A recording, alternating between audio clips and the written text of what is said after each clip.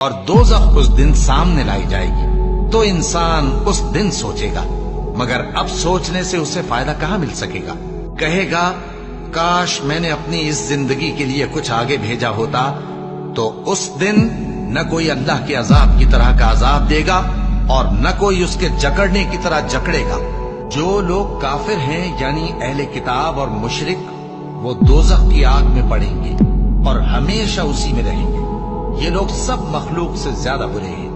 جن لوگوں نے مومن مردوں اور مومن عورتوں کو تکلیفیں دیں اور توبہ نہ کی، ان کو دوزخ کا اور عذاب بھی ہوگا اور جلنے کا عذاب بھی۔ بے شک دوزخ گھات میں ہے، یعنی سرکشوں کے لیے کہ ان کا وہی ٹھکانہ ہے، اس میں وہ صدیوں پڑے رہیں گے۔ وہاں نہ ٹھنڈک کا مزہ چکھیں گے، نہ کچھ پینا نصیب ہوگا مگر کھولتا پانی اور بدبودار پیپ۔ یہ بدلہ ہے ان کے اعمال کے موافق۔